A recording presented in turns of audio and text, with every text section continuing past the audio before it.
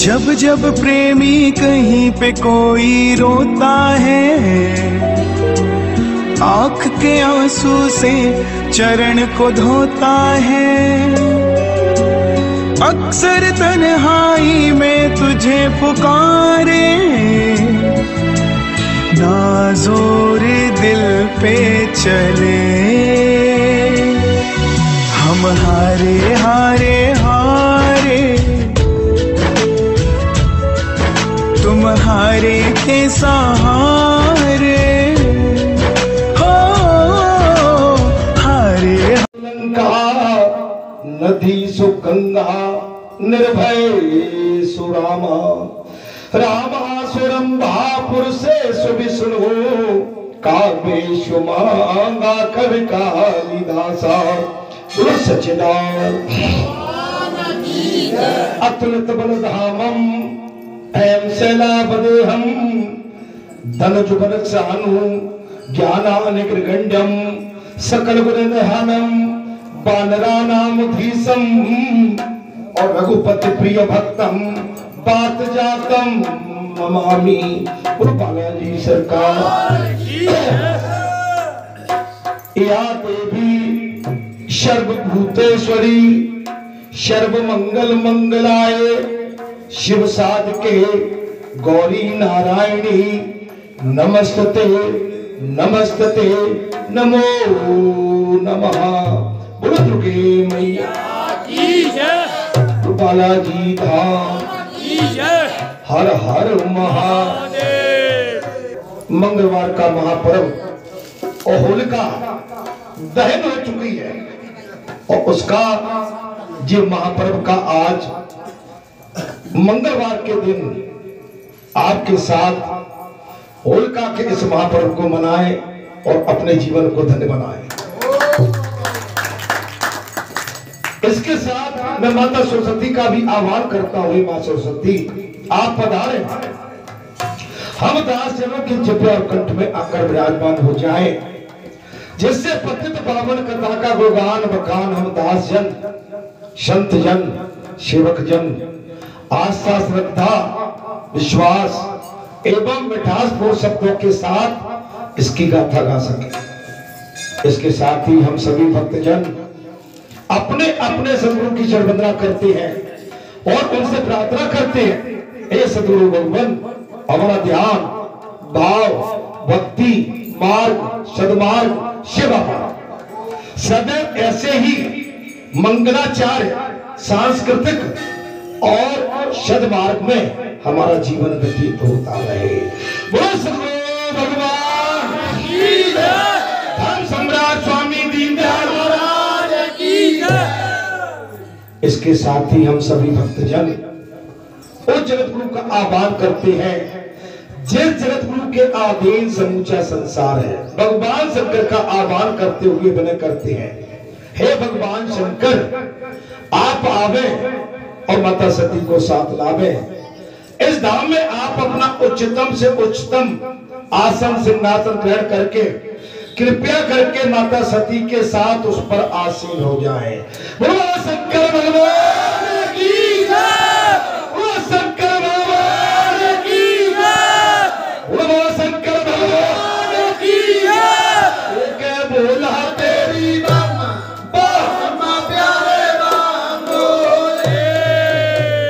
भगवान शंकर आस्तसु महादेव और भोलेनाथ और विश्वनाथ जगत के पिता जगत के स्वामी दीनानाथ दीनबंधु और अंतर्यामी, उनके चरणों में हम कोटि कोटि नमन करते हैं।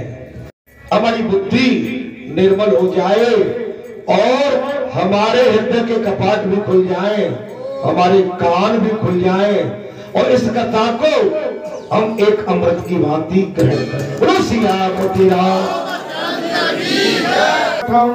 कारुण्य रूपम करुणाकरंतम श्री राम।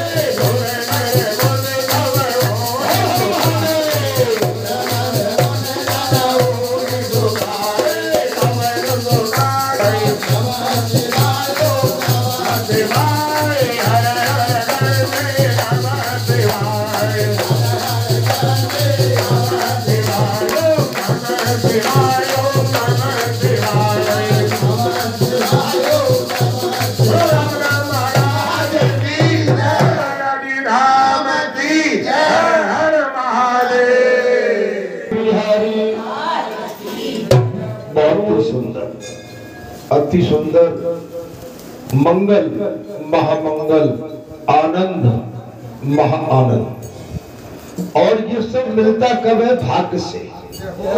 आपका हमारा जब कोई पुण्य उदय होता है तब इस तरह के आयोजन प्रयोजन और इस तरह का सत्संग और संतों के दर्शन और देव स्थान, पंच दर्शन, संत दर्शन और महापुरुषों के दर्शन, गौ दर्शन, और अगर ऋषियों के दर्शन घर बैठे हो जाए तो अपने भाग की सराहना कीजिए।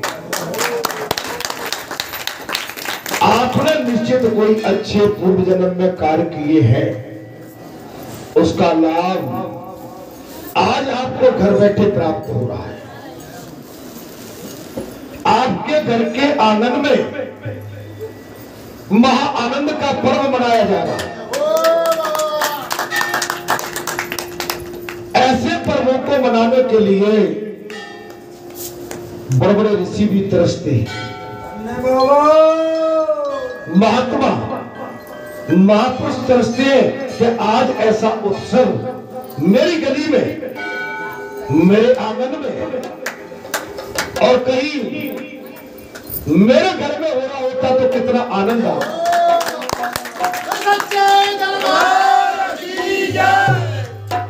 अब कहिए मैंने ये बात क्यों कही? भगवान ने अवतार लिया अयोध्या में और भगवान को देख के सभी आनंद में डूब जाते थे और सारी सृष्टि कहती थी ऐसा लाला अगर मेरे आंगन में खेल रहा होता तो क्या होता।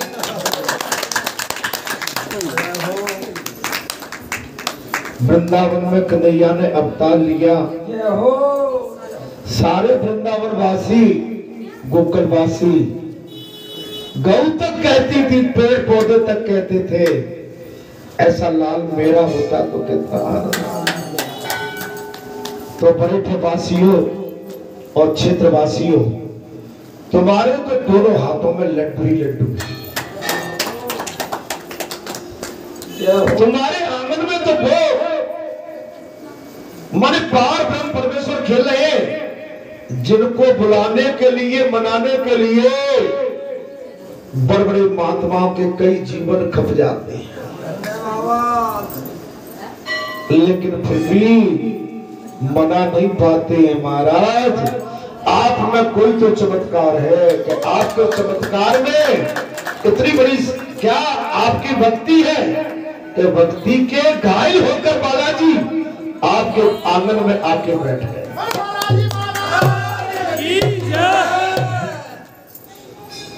आज देवद्वास भाई द्वार भी बोलते हैं, देव द्वार भी बोलते हैं, मंगलवार का महापर्व और इस तरह का आनंद। अरे ये तो आप करोड़ों रुपए का धन बर्बाद कर लेते तो बैठे नहीं।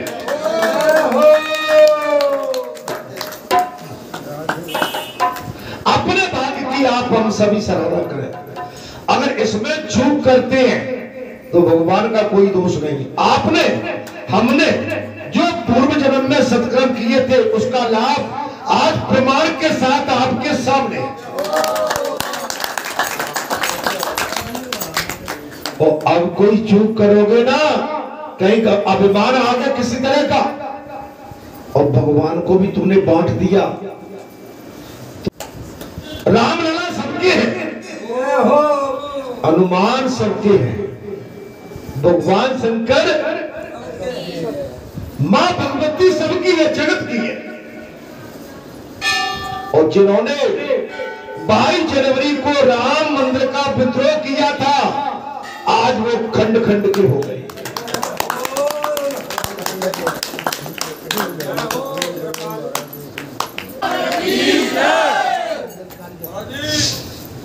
सनातन का डंका बज गया।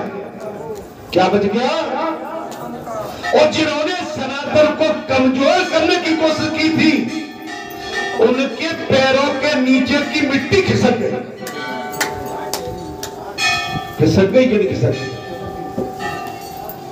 अभी तो चुनाव आ गया, 19 अप्रैल को प्रथम चरण है। कौन सा चरण है? अभी तो सीट का ही बंटवारा नहीं हुआ। मैं भी पागल, मुझे कथा में आना है।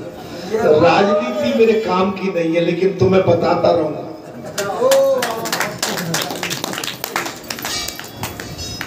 आप समझ लो, जो भगवान के काम में राजनीति का बघार लगाता है, उसका बघार जल जाता है, सफल नहीं होता है, राख हो जाता है वो बघार। हमारी माताएं अगर पतीली को ज्यादा गर्म कर दे और जीरा वीरा डालें उसके अंदर, कहीं महाराज मेथी मेथी, तो काली पड़ जाती है कि नहीं पड़ जाती है? तो उसका स्वाद चला जाता है कि नहीं चला जाता? इनने वही किया। इनने 22 तारीख का जो विरोध किया था, धर्म का जो विरोध करते हैं और गली कूचरी में जाके जो निंदा करते हैं, उनकी बड़ी दुर्गति होती है। आप बड़े भाग्यशाली हो, अपने भाग्य को सराहो। आपको ऐसा मित्र मिल गया है, आपको ऐसा सेवक मिल गया है, आपको ऐसा नैया धर्म की नाम को खेवरहारा केवट मिल गया।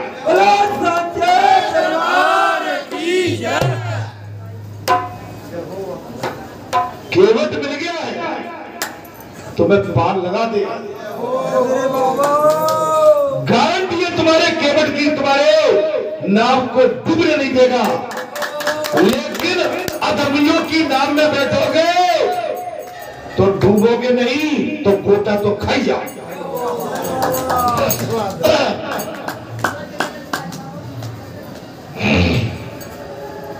बच्चों, धर्म से नाता जोड़ो। सनातन इस समय सनातन आवाज दे रहा है कि मैं इस समय साक्षात खड़ा हूं। मेरी बात सुनो, अधर्मियों की बात का मैंने तुम्हें उदाहरण दे दिया कि जिन्होंने 22 जनवरी को मेरा विरोध किया था, आज मैंने उनकी बिल्कुल जड़ खोद दी।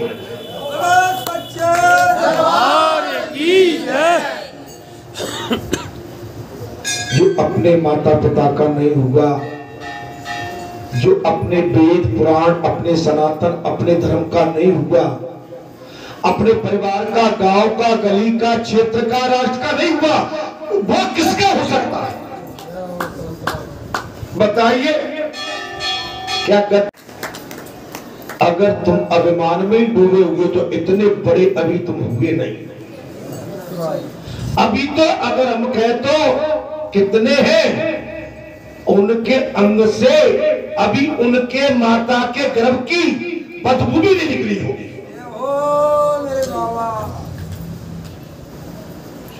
भगवान के आगे चतुराई नहीं, समर्पित भाव, समर्पण। और समर्पण तो अच्छे चुन किया था।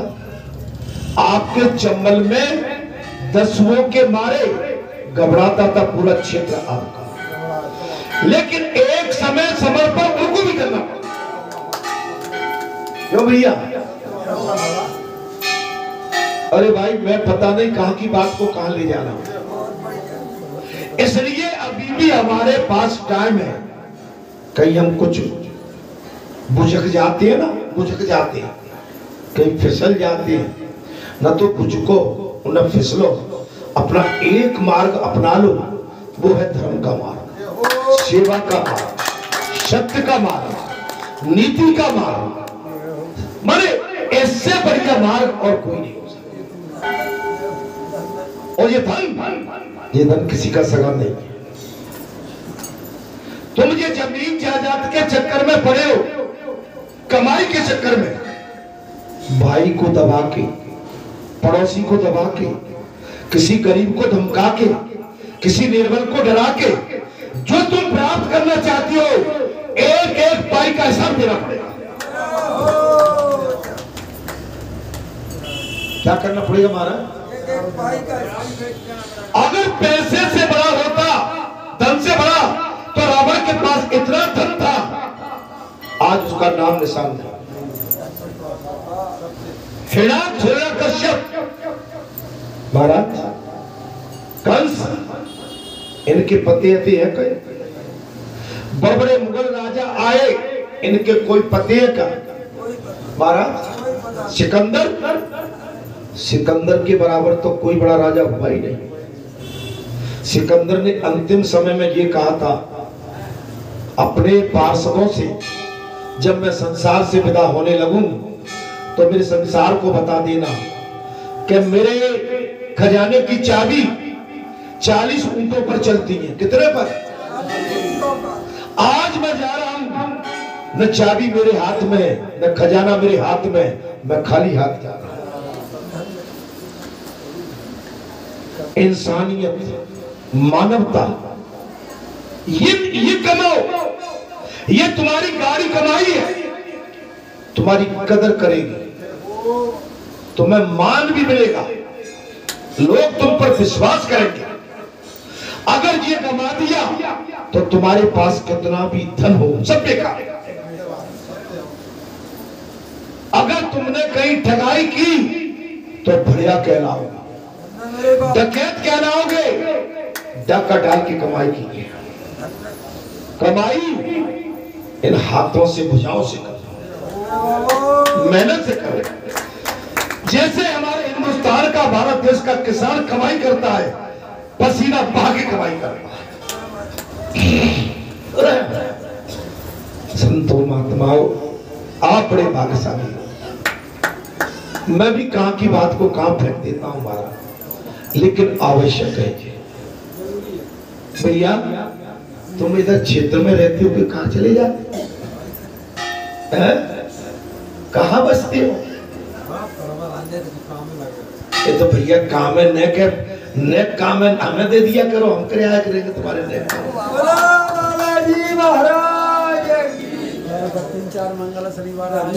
ये तो बात नहीं होती, ये बात नहीं हो। आप अपना स्थान बनाओ। अब पूरे भैया से तो मैं कहीं कह सकता हूँ मेरे बाबा, और ढोलक वाली ने तो आज ढोलक पीट के सो रहो मेरे भाई।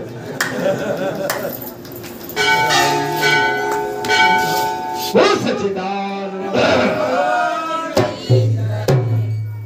पिछली कथा के सत्संग में बात विश्वामित्र और वशिष्ठ जी की चल रही थी। विश्वामित्र राजा है, गादी के पुत्र राजा, किसके पुत्र हैं? गादी, क्षत्रिय है, अपनी सेना के साथ भ्रमण कर रहे हैं। सेना साथ में महाराज भटक गए, अनायास प्यास लगी, गला सूखा, और वशिष्ठ जी के आश्रम में पहुंच जाते हैं। वशिष्ठ जी ध्यान में जल ग्रहण कर लेते। जब वशिष्ठ जी का ध्यान टूटता है तो वशिष्ठ जी देखते हैं कि हमारे देश का राजा महाराज हमारी कुटिया में। वशिष्ठ जी खड़े होके विश्वामित्र जी की आओ भगत जाओ भगत और एक अतिथि का स्वागत जैसे करना चाहिए उस तरह से करते और पूछा, बोले राजन मैं आपकी क्या सेवा करूं? बोले गुरुवर हमको जल पीना था, आप ध्यान में तो जल पी लिया, अब हम प्रस्थान करना चाहते हैं। बोले नहीं नहीं, इतना दोपहर का टाइम हो रहा है, दूसरा पैर लग चुका है, आप हारे थके हैं, आप कुछ समय विश्राम कीजिए। बोले गुरुवर मैं अकेला नहीं हूं, मेरे साथ मेरी पूरी सेना, मेरे साथ बोले पूरी सेना है, और मेरी सेना के होते हुए मैं अकेला आराम में भोजन नहीं कर सकता। वशिष्ठ जी ने कहा राजन चिंता मत करो, तुम्हारी सबकी पूर्ति होगी। आप अपनी सेना को भी बता दीजिए वो भी विश्राम करें, आपके जो भी यात्री घोड़ा है, जो भी पशु पंछी और जितने भी सैनिक हैं और जितने भी आपके मंत्रीगण ब्राह्मणगण हैं, सबकी व्यवस्था हो उचित।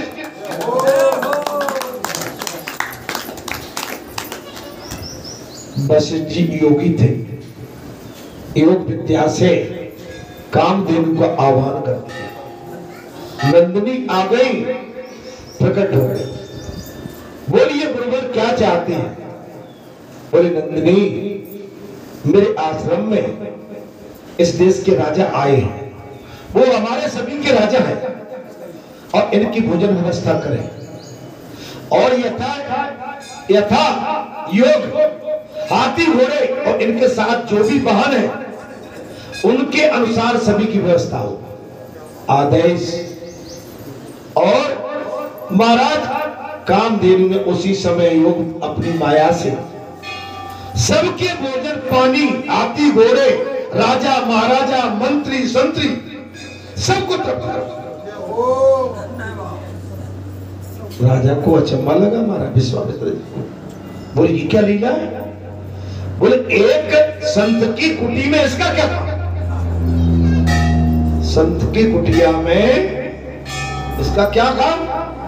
ये तो हमारे राजमहल में रहना चाहिए और ये तो राजा महाराजाओं के पास रहना चाहिए, क्योंकि हमें ऐसी गौ की आवश्यकता है। व्यवस्था। अब उसमें देखिए वशिष्ठ जी से जब कहा विश्वामित्र जी ने, महाराज कथा आपने सुन ली पूरी, लेकिन मैं उसी दृष्टांत को आगे बढ़ा। बोले गुरुवर ये हमें दे दीजिए। विश्वामित्र जी बड़े एकदम अचंभे में पड़ गए। बोले महाराज ये तो संतों की कुटिया में ठीक है, ये राजा महाराजाओं के घर लायक और मैं लायक नहीं है। बहुत आग्रह किया महाराज राजा ने, विश्वामित्र जी ने, अंत में कह दिया कि आप ऐसे नहीं दोगे तो मैं बलपूर्वक ले जाऊं। अच्छा, बलपूर्वक ले जाना चाहते हो तो ले जाओ। जब मंत्रियों को आदेश दिया, संतरियों को, कामधेनु को पकड़ा और जबरदस्ती करके लेके आए महाराज, तो कामधेनु ने पूछा है गुरुवर वशिष्ठ जी, क्या मुझे इनके साथ ले जाने के लिए आपकी आज्ञा है क्या? आज्ञा है, आपने दी है क्या? बोले नहीं तो बस इतने में क्या थी? कामधेनु महाराज इतने में तो आग बबूला हो गया और अपने शरीर से हजारों सैनिक मल्ल युद्ध के लिए महाराज प्रकट कर दिया। अपने शरीर से हजारों सैनिक प्रकट कर दिए। हजारों माने विश्वामित्र की सेना से भी अधिक। युद्ध हुआ, सबको मार गिराया, केवल विश्वामित्र अंत में बचते हैं अकेले। और विश्वामित्र बचे जब गौ ने झलपट्टा मारा वहां, तो वहां पर वशिष्ठ जी ने रोक दिया। नहीं, राजा है, राजा को मारते नहीं है, ये इस देश के राजा हैं, ये अपनी रक्षा करते हैं, इनको छोड़ दो। उसके बाद भी विश्वामित्र नहीं माने, अपनी कटार से तेगा निकाल के गौ पर प्रहार करने के लिए हुए। उसी पर वशिष्ठ जी ने योग विद्या से राजा के उस तेगा के हाथ पर प्रहार कर दिया पानी का। वो हाथ वहीं रुक गया, एक खंबे की तरह स्तंभ हो गया। कैसे हो गया? न हिलता है न डुलता है, ऐसे हो गया स्तंभ की तरह। घबरा गया विश्वामित्र, ये क्या हुआ? ये क्या हुआ? वशिष्ठ जी ने बहुत आक्रोश में कहा, राजन तुम हद से पार हो रहे हो। ये संतों की तपस्वियों की कुटिया है, जहां तुम किसी तरह का अत्याचार विवाद करोगे तो तुम परास्त हो जाओगे, तुम्हारा पता भी नहीं पड़ेगा। नहीं आई समझ। अंत में क्षमा मांगी विश्वामित्र जी ने, क्षमा मांगी तो वशिष्ठ जी ने यथावत उस हाथ को जैसा था वैसा कर दिया और कहा कर जाओ। और वहां से महाराज विश्वामित्र जी अकेले पैदल अपने राजमहल तक गए और मन में बड़ी गिरानी। कुछ कथा समझ में आ रही हो तो ठीक है मेरे भाई, मन में बड़ी गिरानी है महाराज। विश्वामित्र बड़ी बुरी दशा में पड़ गए उन्होंने लज्जित होकर वशिष्ठ जी से कहा, मुनि श्रेष्ठ, इन भयंकर मलेच्छों के हाथों से मारे जाते हुए मुझे असहाय, अब आप मेरी रक्षा करो। वशिष्ठ जी की ये आज्ञा पाकर विश्वामित्र जी पैदल अपने महल में गए। संध्या के समय नगर द्वार पर पहुंचे और फिर अपने आप ही कहने लगे, क्षत्रियों के बल पराक्रम और जीवन को धिक्कार। कुछ समझ में आ रही है? विश्वामित्र जी अपने आप को कोसने लगे और कहने लगे, क्षत्रियों के बल पराक्रम और जीवन को धिक्कार है। केवल ब्राह्मण बल, ब्राह्मण तेज ही प्रशंसा के योग्य है। ब्राह्मण बल, ब्राह्मण इसमें अभिमान मत कर जा। ब्राह्मण बल वही है जिसके पास भक्ति है, तपस्या है, साधना है, महाराज त्याग है, वैराग्य है, वो ब्राह्मण। ब्राह्मण कैसा है? लेने वाला, खाने वाला नहीं, त्यागी, वैरागी, तपस्वी, साधना युक्त, साधना युक्त, वो ब्राह्मण। उस ब्राह्मण की वाणी और भगवान की वाणी में किसी तरह का अंतर नहीं होता। समझ में आई महाराज? यहाँ पर साहब कह दिया, विश्वामित्र जी के बल का पराक्रम जीवन को धिक्कार है। केवल ब्राह्मण बल और ब्राह्मण तेज ही प्रशंसा के लिए। अब मुझे ऐसा कर्म करना चाहिए जिससे ब्राह्मण बल प्राप्त हो जाए। तपस्या क्या करना है मुझे? तो ब्राह्मणों के पास बल कैसे है?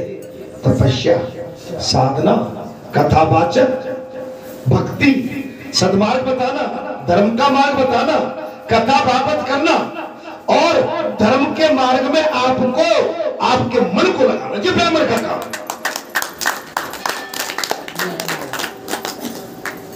कुछ समझ में आ रही है? लेकिन आज कलयुग में थोड़ा कहीं मामला गड़बड़ है। इसलिए मेरे ब्राह्मण देवता इस कथा को सुन रहे हो तो अभी भी सावधान हो जाए।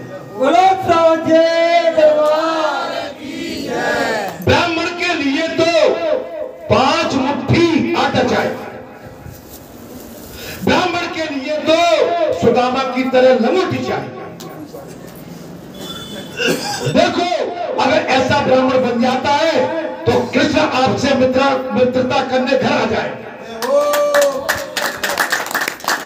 राम आपसे मित्रता करने आपके घर आ जाए। कब?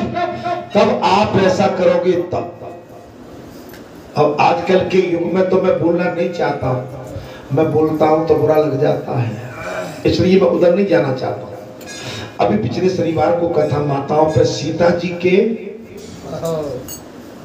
कर्तव्य पे चली थी, तो मेरी माताएं कह रही आज मार डाले बाबा ने। कई माताएं तो बीच में उठ के भाग गई।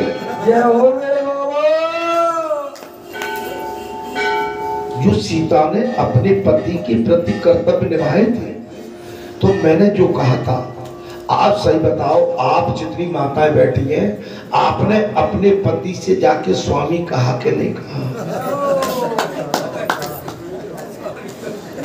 पकड़े गए, पकड़े गए, पकड़े गए, बात तो आई जाती है।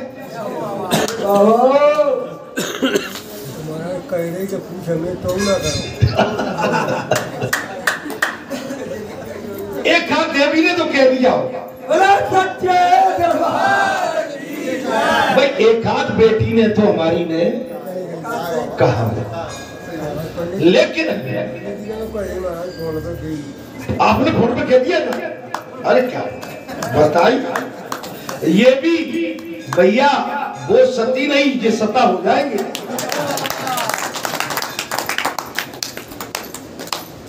बहुत ही बड़ी महाराज बात चल रही है इसमें कि हम मुझे ऐसा कर्म करना चाहिए जिससे ब्राह्मण बल प्राप्त हो जाए। आपको ब्राह्मण बल बगैर त्याग के, वैराग के, तप के, तपस्या के, साधना के लालच न हो। ये नहीं कहना चरोतरा आया और भाई मैं अपनी जेब में भर के चल दिया। देखो मैं तो आपसे सत्य सत्य कह रहा हूं, इससे बचना चाहिए। अब आप कहेंगे भाई खाएंगे कमाएंगे क्या, आश्रम पे प्रसाद आ गए, फल आ गए, फूल आ गए, बड़ा बड़ा बड़ा है, टिक्कर बनाओ खाओ और सीताराम का गुण गाओ। अब तुम कहो कि फॉर्च्यूनर गाड़ी और एसी फॉर्च्यूनर गाड़ी और पीछे लोड और तमाम जेवरात, तमाम पाखंड, इसकी जरूरत नहीं। संत को, फकीर को इसकी क्या आवश्यकता है? हो मेरे बाबा, कर्मयोगी होना चाहिए। आप जब तक कर्मयोगी नहीं बनेंगे, जब तक आपको ये मार्ग मिल नहीं पाएगा जिससे ब्राह्मण बल प्राप्त हो जाए। आज से मैं अपना राज त्याग कर बड़ी भारी तपस्या करूं। अब रुपया की मशीन ढूंढ रहे हैं, उधर तपस्वी बनना चाह रहे हैं। महाराज नोटों की मशीन, उधर तपस्या भी, तो एक म्यान में दो तलवार कैसे जा सकती? भाई लक्ष्मी तो ठगनी होती है, लक्ष्मी ज्यादा आ गई तो बाद उपवाद विवाद बर्बाद भटका देगी, फंसा देगी, कहीं फंसा देगी लक्ष्मी। लक्ष्मी को बचाना हर आदमी के बस की बात नहीं है। न गर्माहट आ जाए महाराज, बादला तो जो पड़ती है कि आज तो मैं 50,000 का मोबाइल लेके आ मेरे बाबा। आज तो हमारे पंडित जी सुंदर वस्त्र पहने थे, जैकेट भी प्यारी लग रही थी। आज चाहे कचू हो जाए, मुझे पंडित जी जैसी जैकेट तो पहननी है। अगर हमारे मन में ये चल रहा है तो हमारी भक्ति प्रबल नहीं है, हमारी भक्ति कमजोर है। मैंने कहा था ना, श्रृंगार किसी को बताने के लिए नहीं, अपने मन को समझाने के लिए करें। धन किसी को बताने के लिए नहीं, धन को शांति से रखो। भगवान ने कुछ अच्छा दे दिया है, अभिमान उल्टा पड़ जाता है महाराज, उल्टा पड़ जाता है।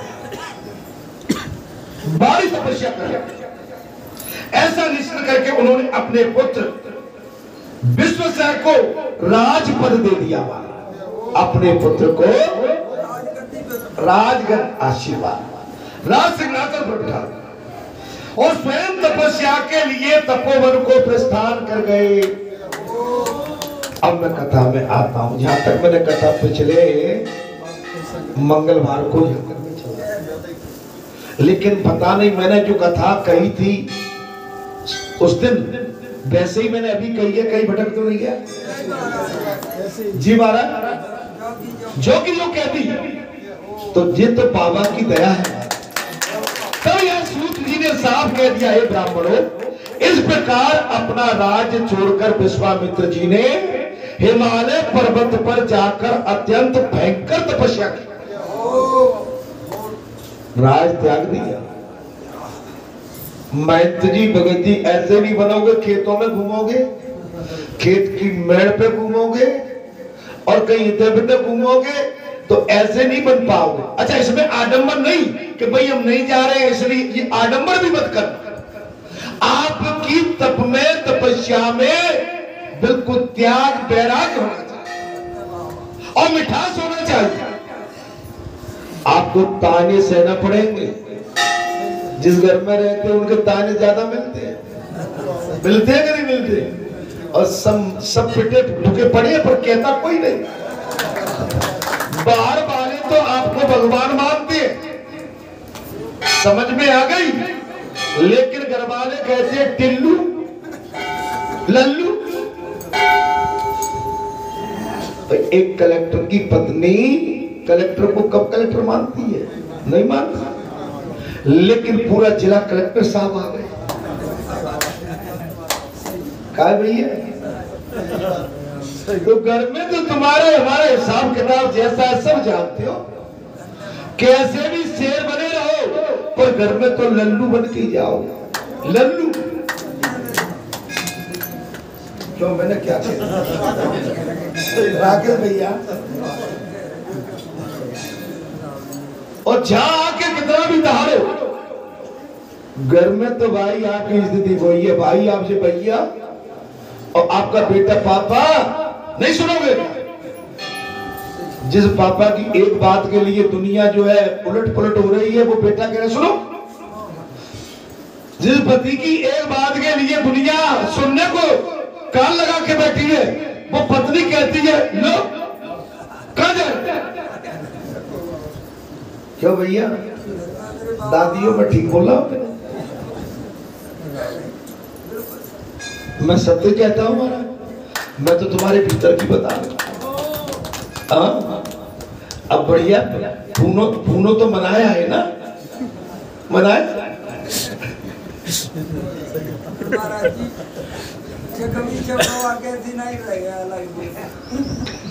दूसरे मकान पे। अरे भाई आप मेरी बात को नहीं